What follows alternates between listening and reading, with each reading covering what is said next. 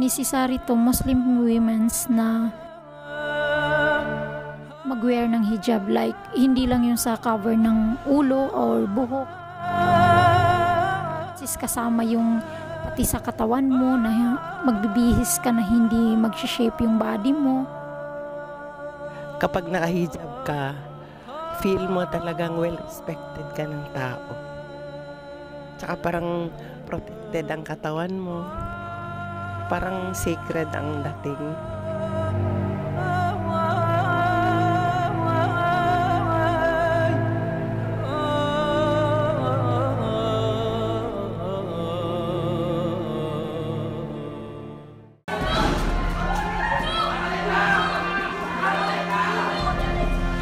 Of both of them, which would make sense if they both were radicalized. Also information about Saeed's father. That at around 100 people killed in that concert hall. Referencing the attacks in Paris here.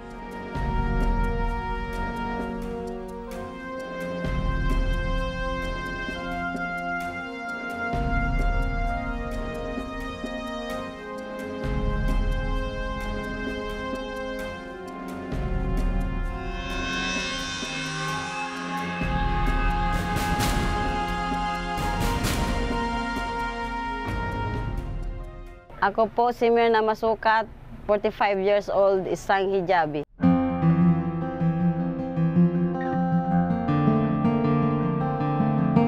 Ang isang hijabi po ay para sa akin ay isang proteksyon sa kababaihan.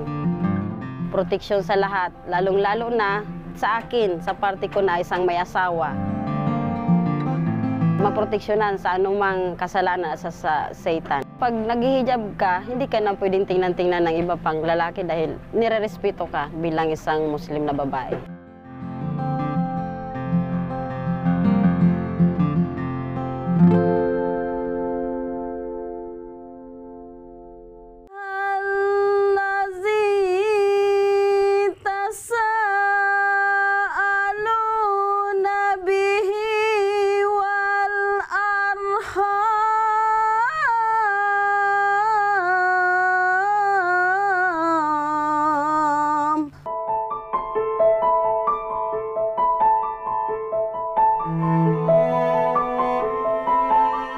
Hindi madali para sa akin. Hindi ako sanay. Mainit lahat nararamdaman ko. Yung naiilang ako sa hijab.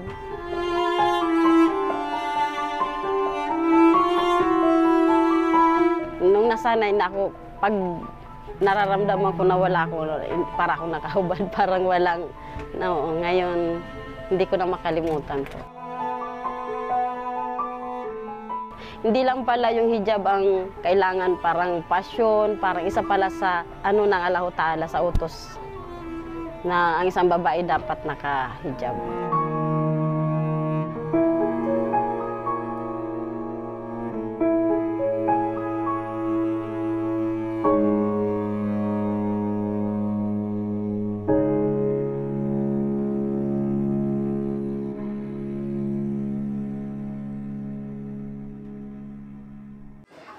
لأن الآباء والإخوة نستعين والصلاة والسلام على أشرفكم وإن العرق.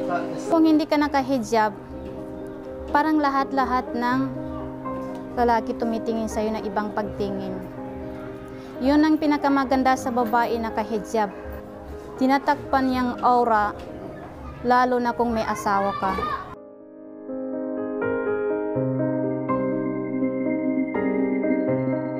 Pagdating sa loob ng bahay, sa loob ng kwarto, ay dapat po ang kanilang kagandahan ay ipakita nila sa karapat-dapat sa kanila. Ibig sabihin yung asawa nila. Minsan ang isang Muslim, lalo na ang Muslim ngayon, kilalang isang terorista, kilalang natatakot sila baka may grupo akong sa pamilya ko lang ako na-discriminate sa mga kaibigan ko at sa taxi. Hindi nila ako hinihintuan, tapos minsan sabi ko dyan lang po minsan pumunta ako sa Taguig para mag-attend ng meeting sa Nurul Salam. Hindi nila ako minasakay pag sinabi ko sa IRM.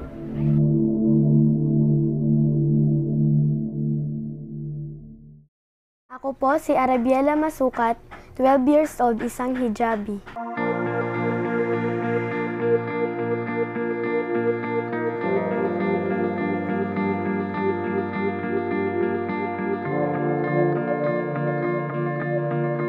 years old po ako, tinuran po ako ng nanay kong magsuot ng hijab.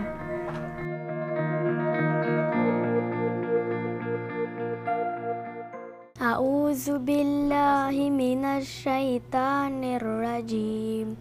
Bismillahirrahmanirrahim. Iqra bismi rabbikal ladzi khalaq. Khalaqal insana min 'alaq.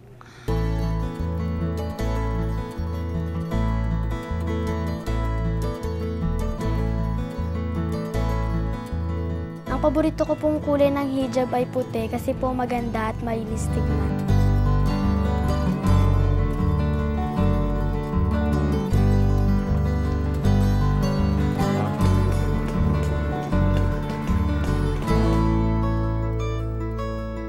Nung una po mainit, tapos nung araw-araw na pong pinapasuot sa akin, nasasanay na po ako.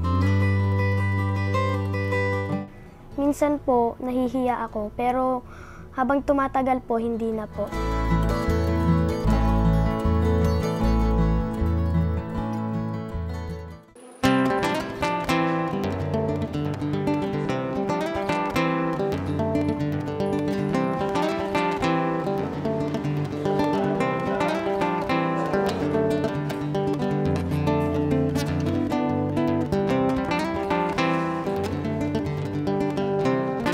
Para po sa akin, ang magandang babae po ay nakahijab. Kasi model po siya ng mga Muslim.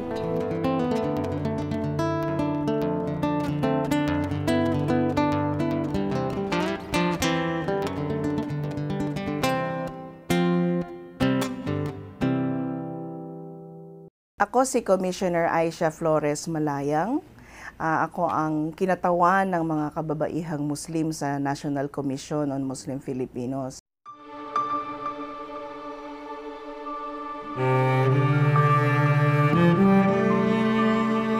Isa sa hindi ko makalimutang karanasan yung nung ako'y mag-Muslim at nagsuot ng hijab, natanggal ako sa trabaho.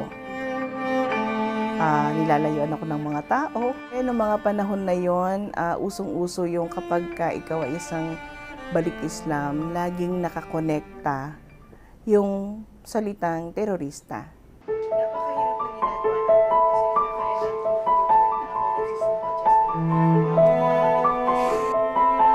May mga pagkakataon na napakahirap sumakay ng taxi o kaya kapag kayo nasa umpukan, kunyari naka-jeep ka sa isang public na sasakyan, yung mga kababaihang nakatingin sa'yo, talagang ipaparamdam nila sa'yo na sila'y init na init sa itsura mo. Nagsisipagpaypayan sila at talagang itotodo talaga nila yung paggaganyan. Sa isang tanggapan ng gobyerno, kailangan kong mag-submit ng pleading, okay? Bago ako pumasok, ini-inspection nila yung mga pumapasok doon sa tanggapan na yon. Pinapunta nila ako sa isang lamesa at inisa-isa yung laman ng bag ko. Tahimik akong nagtitingin sa kanila habang hinahalungkat nila yung bag ko. Notebook na yung iniisa nila yung pahina. Sabi ko, ano ba yung hinahanap nyo dyan? Ano ba sa palagay nyo ang kaya kong dalhin at pwede kong dalhin? Baka meron pa kayo ibang hinahanap. Hindi naman ako sinagot. Sa palagay ko, kasi ako lang yung Muslim na nandun at marami kaming babaeng sunod-sunod na dumating at ako lang ang ginawa ng ganon. Pangalawa, sa hindi ko makalimutan, yung hinold ako sa isang supermarket. Isipan kong bumili lang ng inuming tubig doon sa grocery na yon. Pagkatagal-tagal akong hinold doon sa cashier, ang ginawa ng security guard, pumuesto siya sa harap ko na para bang handa siyang hulihin ako any moment, no? Sa isang bill counterfeit detection machine, yon. Ilang beses niyang isinalang, nakita ko ilang beses niyang isinalang yung perang dala ko. Naramdaman ko na pinagsususpetsahan niya ako.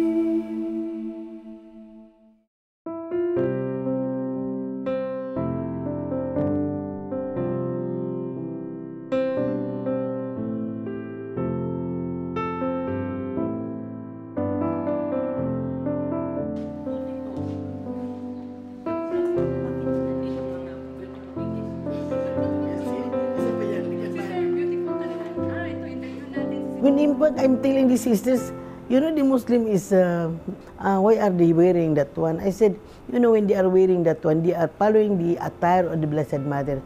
That means they are holy people, because the Blessed Mother is using the veil because she is holy, and they follow my Blessed Mother.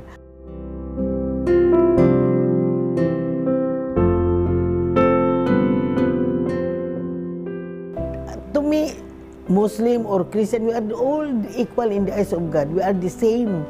We are only different in praying, in attiring, but we are in this. God look us at this equal. We are all praying to Him.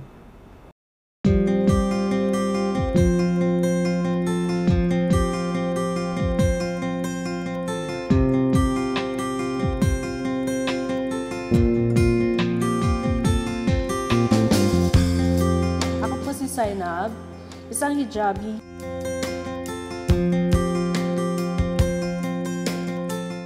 We really are trying to reach nga yung mga tao to educate them how that they should wear hijab. That's why we are giving it out for free. People asking me why, then I would explain it to them, and I would also offer them na parang tell them na, why don't you try once and for all para malaman ninyo how we feel and how is it that you cover yourself instead of exposing, especially mga babae.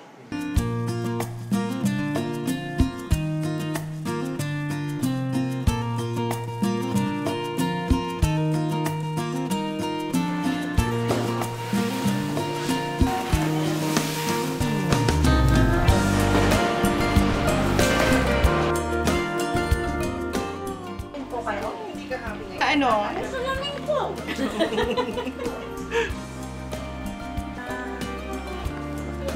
Wow, ako po yan. Masaya, masaya. I feel great. I feel so liberated. Na-try nyo namang suit? Pambata. Si Dayan. Pasok? Kailangan talaga nung Walking down. Ay, parang ako si Siti Jalia. Yes! Tama. Parang si Siti Jalia. Parang akong typical na Muslim. Parang gusto ko yung magiging model ako. Yung pin, malingkat ako. Malingkat na.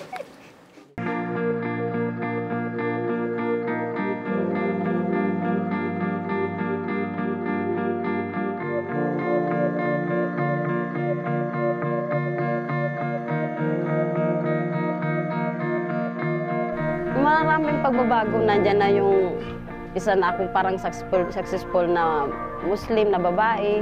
Paka-relax ko pag naka-hijab ako. The real Muslim are loving their neighbor. So if they do not love their neighbor, they are not real Muslim. They are only Muslim in name, like the Catholic, like the Christian. Christian in name, but they are not really Christian because they do not know God.